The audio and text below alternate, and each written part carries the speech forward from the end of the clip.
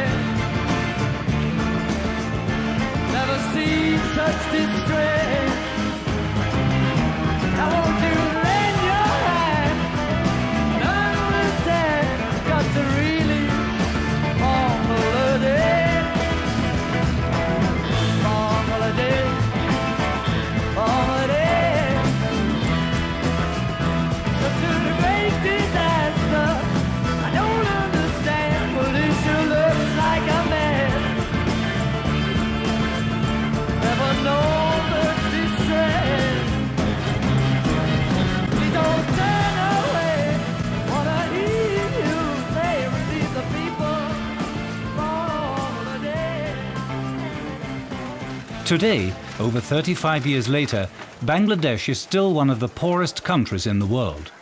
The mists, however, are beginning to lift in this poverty-stricken but bewitching country. Despite receiving billions of dollars worth of international aid, there seems to have been very little improvement since Bangladesh's independence from Pakistan in 1971. Even now, almost half the population is illiterate, and almost as many people live way below the lines of poverty. The busy cities are swarming with beggars who make good use of the traffic jams. They beg piteously to commuters to part with a few takas, but too often in vain. At a first glance, it seems unlikely that Bangladesh will ever succeed. Things, however, are changing. This is partly due to the man who, with his microcredit, a big difference is happening, especially to the women of Bangladesh. Poverty in Bangladesh is declining very steadily. It declined on an average of 1% per year during the 90s. So during the 90s, we reduced 10% of the population getting out of poverty. Now, in the first 5 years of 2000, decline in poverty has doubled. It's at the rate of 2% on an average per year. If you continue at 2% decline in poverty in Bangladesh, we'll be one of those lucky countries. We'll be reaching the Millennium Development Goal #1, reducing poverty by half by 2015. Not many countries probably will do that, but Bangladesh will, and Bangladesh is very comfortably on that level right now. When we say microcredit program, we have very specific things in our mind.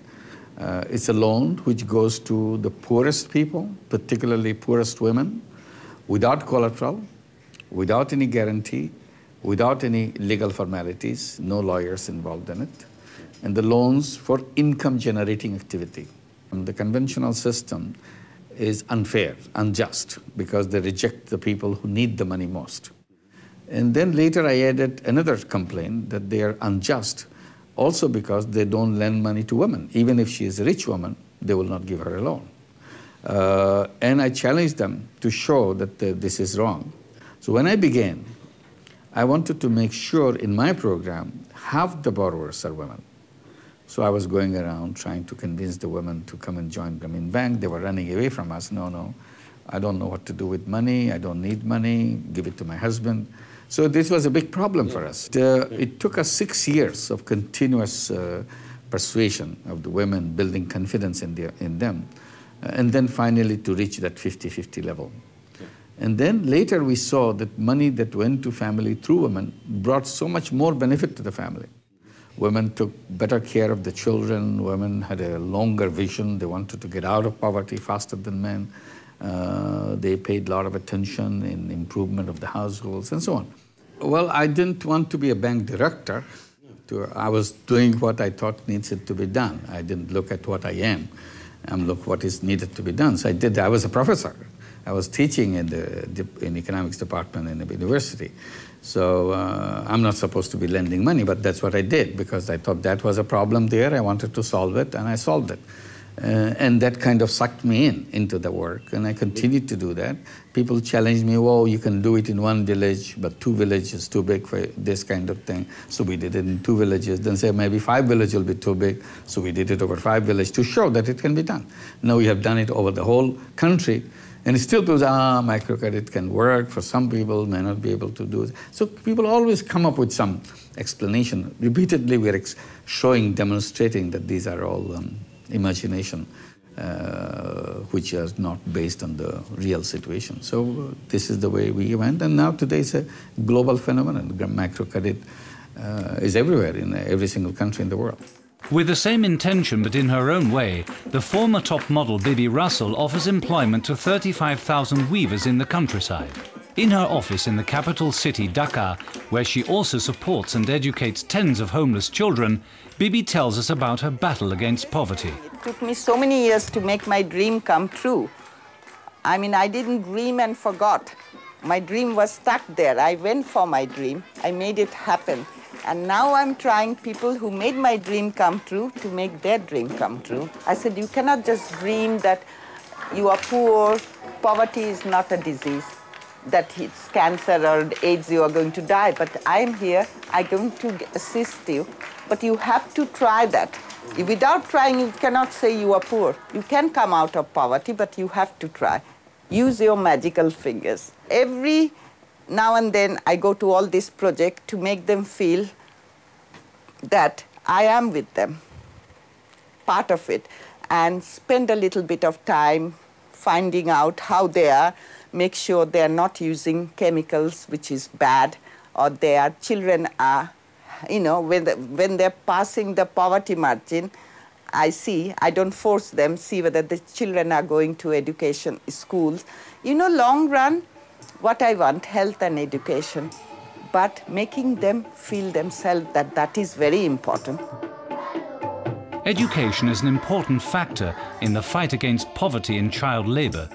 In the cities, as well as in the rural districts, more and more children attend primary school.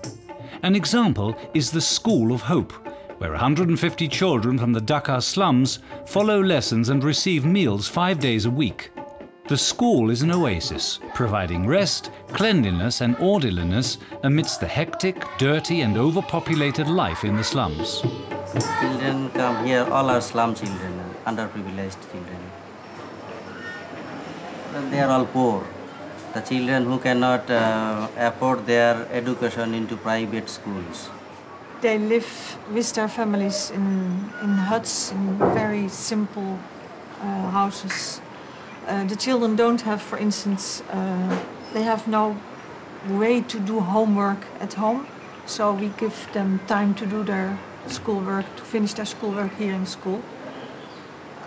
They live with brothers and sisters. They have to look after their little brothers and sisters. Often they have to work when they come home from school. We have a special agreement that the new teachers here have to follow a course, a teacher's training course, where they learn how to teach in a more modern way. We don't hit the children. We let the children ask questions, talk to each other, not just learning lessons by heart, but really understand what they are learning, what they are talking about.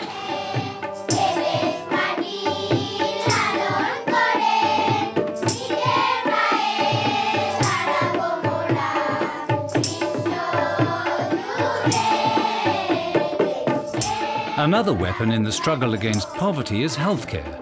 At least 5 of the 8 Millennium Goals are connected to healthcare issues. There's good reason too, as great improvement can be made in matters relating to hygiene. An example is the Dhaka Medical College Hospital. Whole families are accommodated in the most wretched conditions. In the overcrowded wards, several patients share one single bed. The gigantic hospital, being anything but clean, remains incredibly busy and crammed full with people each and every day. An example of how it should be done can be seen in the village Shibpur in the south of Bangladesh. An immaculate white clinic stands out amongst the rice fields. Inside it is light and clean, and there is more than enough attention for the patients who arrive from all over the Barisal district. The first thing that strikes you when you walk inside the hospital gate is the colourful crowd of patients who calmly wait for their turn. The hospital is an initiative of Motalib Waiters, a former Bangladeshi street kid who grew up in a Dutch foster home. The SLOB project has helped to develop his homeland through education, health and welfare projects. Of course, Bangladesh has lots of hospitals, but what is there, it's not sufficient enough, because we have an immense population. You know, nowadays it might be 145 million people who are living in Bangladesh. So there are not enough hospitals, there are not enough facilities, there are not enough doctors. So, and then where there are facilities, the maintenance and the operations and this kind of are really, it's not something to be proud of if you're Bangladeshi. I wanted to show also the people that by maintaining some standards, by maintaining some hygiene, that you could be on a little bit better standard. We have 2 doctors, 10 beds, some nurses. We have a lab technician, we have ultrasound machine and also X-ray machine. We have more than 13,000 patients yearly basis. And it covers an area where about 200,000 people are living. The placing of water pumps is another SLOB project within the healthcare framework. Hundreds of water pumps have been positioned since 1995, drawing water from a depth of 300 meters to provide the local population with clean drinking water. This is of vital importance, considering the fact that previously 240,000 Bangladeshi children had died from diarrhea every year. It had an immense impact on the area, because already within a few years we could see that diarrhea has been decreased, that less children were dying of diarrhea. So this was a very good impact. I was just a child of 4, 5, 6 years. I don't know exactly the age, because in Bangladesh we don't have any registration, so it's difficult to say. Because we are from a very poor family, and one day I was very hungry. We didn't have anything to eat, and then at night I ate the rice, what was left over for the next morning actually for breakfast. But I woke up and ate it myself, and because I was afraid of my father, I just ran away from home. And yeah, then at that time my days as a street child started because of this. And I've been living on the street about 2 years.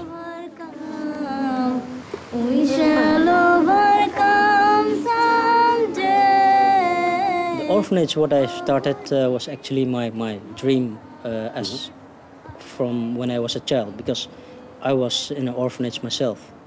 And then I thought that, okay, if I, in my life, ever will get a chance to do something, then I will create my own orphanage. Because I had a good time there, and I knew how they treated the people there. And this was a very good period in my life. That's why I said, I want to start something like this. And luckily, I got this opportunity.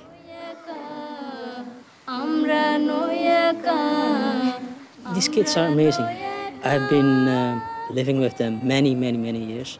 And then we were just exchanging our stories. That what did I do when I was a street child, and how they ended up in the street, how they ended up as an orphan. So we had lots of stories to tell each other. And that's what created a real close emotional relationship with them as well. So they trust you fully. They express themselves. Oh, if we have this chance, what you got, we also want to create something like this. The children from the two orphanages receive their education at a nearby school. In the orphanage, they receive extra lessons, which mean that they are way ahead of their counterparts in the village. If the education system stays like this, I don't know how many years it will take before they can really improve.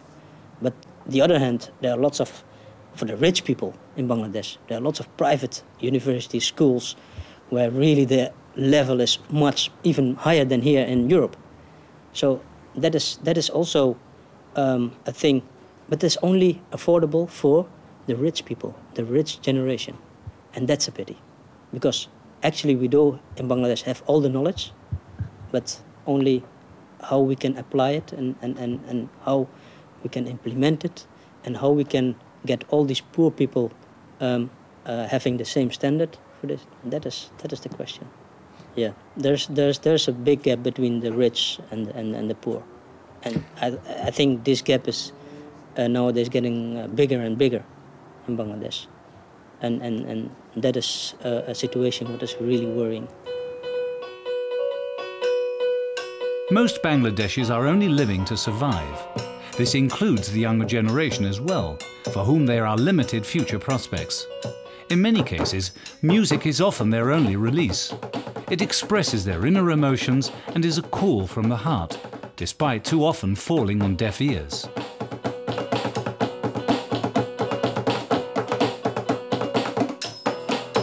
Music is the only way which can reach to the bottom of anyone's heart. We just believe in that.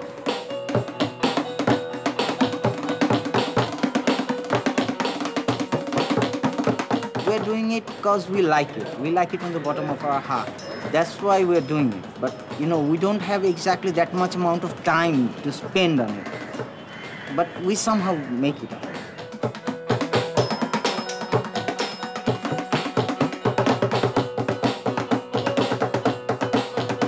We have lived a very hard time earlier, but nowadays the new government maybe it's getting up a little bit.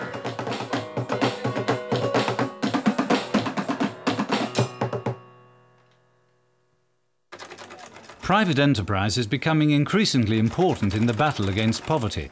Fashion for Development from Bibi Russell is a good example of what Muhammad Yunus means by social business. The love and care with which the weavers make clothing shows, according to Bibi, that poverty and beauty can go together. It also displays the fact that everyone deserves a chance. I believe in better world. I believe that though I am a Bangladeshi girl, I am a person of the world. You know, I don't think you should stamp someone. You should know your culture, your thing. You should give a chance to everyone, you know. So, of course, I always try to think, I think that, you know, making it very short, you all know what is poverty. You all know the misery of poverty. I don't want to show that. I show the beauty lies on poverty. Poverty is not created by the poor people. There's nothing wrong with the poor people. They are as capable, as innovative, as energetic as anybody else. Simply, system never gave them a chance. So the institutions never gave them a chance. Our concepts are wrong, so we need to redesign our concept. So I focused on the concept of business. I said the very concept of business is not adequate, because today in the capitalist structure of the economy, the business means business to make money. Suppose I'm craftspeople from Bangladesh, I'm buying something for them 5 rupees, I'm selling it for 200. So why? Today everything is living standards gone up. You should at least give them their due, 10%. I think that is the problem. The middleman is taking everything. Making money could be a means. It cannot be an end by itself. But somehow today we create it as if it is the end. We make money. We don't know why. So I said the true thing would be, here is we make money in profit-making businesses, and then use the money to do good and go to the social business. This is the end. So the means and ends. Because we have done it with a big company called Danone. We have a company called Grameen Danone Company, which produces yogurt for addressing the malnutrition of the children. There are millions of children in Bangladesh suffering from malnutrition. So we bring all the micronutrients which is missing in the children and put it in the yogurt and make it very cheap so that even the poorest child can afford it. Sell it to them so that the more yogurt they eat, the quicker they get out of the malnutrition situation. The bottom line of the company is not how much money you're making. Bottom line of the company is how many children are getting to the health. Next to the battle against poverty, Bangladesh is constantly in a fight against the water. 3 huge rivers expand across the flat country with their endless and unaccountable streams. Bangladesh is one big delta of which the population makes intensive use. 24 hours a day, there is always one big activity on the water. At the same time, the wide-streamed river scheme is the biggest enemy of the Bangladeshi people. Because of the high water levels, severe monsoons and the melting water from India and China, more than half of the country is faced with heavy floods every single year. During one of the latest water calamities, the Dutch expat Steven Kraut and his whole company went into action for 500 families in need. This extraordinary initiative was even broadcasted on national news. The country is being flooded, resulting in the fact that up to 60% of the country is underneath the water. A lot of people are in big trouble when this happens. We went by car and by boat and walking and going. We went to that area, and in that area we helped 500 people with this relief bag. And maybe 500 people in the entire population of Bangladesh does not make the difference. But this is important. For 500 families, this was a major breakthrough, because they were forgotten by the world. And just by the fact that some people suddenly came and say, we didn't forget you, here we have some items which really help you and can stimulate you again, that really made a difference for them. But if each and every company can start a small action like this, can start a small idea, can grow into a life-changing event for so many people. If every company or every individual just dedicate a few minutes or a few hours of their time with whatever it is, preparing a food bag, donating some money, doing something in which you are good at, to help that to those kind of countries, whether it is Bangladesh or any other development country in the world, you can really make a difference. Even a little support is of great importance for the majority of Bangladeshis. With their natural spirit of enterprise, it is enough to help them get back on their feet again. From early morning to late at night, street vendors, rickshaw riders and marketers trudge to and fro like ants in an anthill. Take Bachu, for example, a rickshaw driver who supports his family with the income from his own bicycle taxi. A small gift that has made an enormous impact.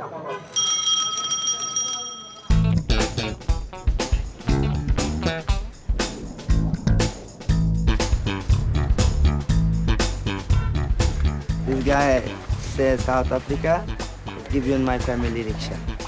And his rickshaw business, my family too. Good. My son go to school.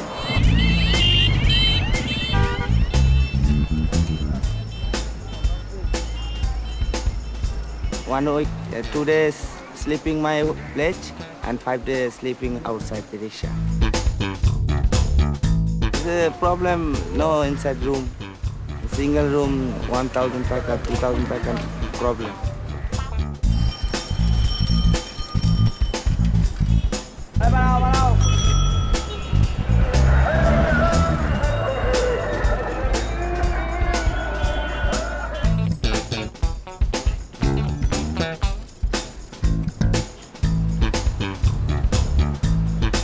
And 12,000 taka is just my salary. My family, no crisis. I'm coming Dhaka, my family. And last time, no job, no business, no family. Go my village.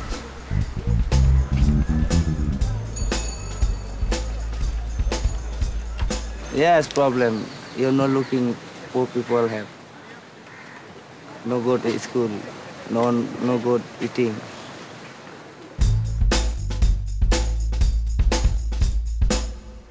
People like Bachu pave the way for the new generation of Bangladeshis. Partially thanks to them, increasingly more children can go to school. The future perspectives for today's youth are looking brighter than ever. Some of them even dare to dream about the future. And there are millions of children are child labor. So these children also who are living in slum area, maybe they can sleep at night in the house. But many children, they are not going back to the slum. So they stay overnight in bus terminals, launch terminals, rail stations, or under the buildings. My vision is, I found that one of the big areas we should address is human development, in the sense we have to educate people. Because education is very basic to change the situation. We should not be waiting for funds from other countries. If I know the potential of myself, if I know how to change my life, then I can. But the problem is we are not having positive attitude. We are sometimes hopeless. We are sometimes fatalistic. We believe in the God's fortune or something like this. So that's why maybe human development through education, training, this is important, and facilitation. We have 11 subjects like Bangla, English, and mathematics, social science, and science. Like 11. English is most important because we are Bengali, so we all time talking Bangla. Then some of, like you, many guests came here and they asked us many things and we tell them. So when we cannot understand you and other person speak, we don't tell them anything.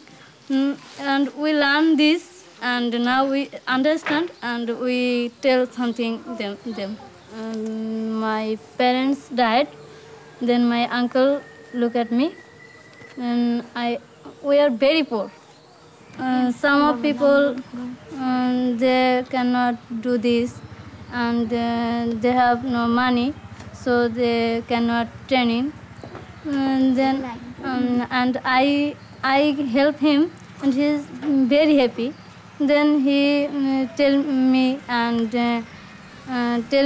I teach him many things, and I am very proud this, and I can help. So next generation of craftspeople will be educated, for sure. অন্য আমার ছেলে মেয়ে দুইটা আছে, তার জন্যই তো আমি রোম করতে চাইতেছি, যাতে আমার ছেলে মেয়ে দুইটা ভালো থাকে, ভালো পরিবেশে থাকে, তার জন্য। We became independent in 1971. If you had come in 1971, you would have seen it worse. So if you compare with that, we are much, much better today than we were there. Just a little bit, what I can do little bit, just help Bangladesh. Just, it's our dream to reach the people of all over the world. Yeah, my country, my life. Everybody likes my country. We have to help those people. We have to give them some support so that they can help themselves after all. With very small means in terms of money, you can achieve lots of things. It became a passion, yes.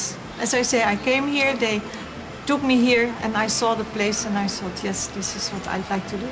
After a few years, or after a certain period of time, our children will be the teachers. They will be the leaders in the society. And I'm sure that it will happen.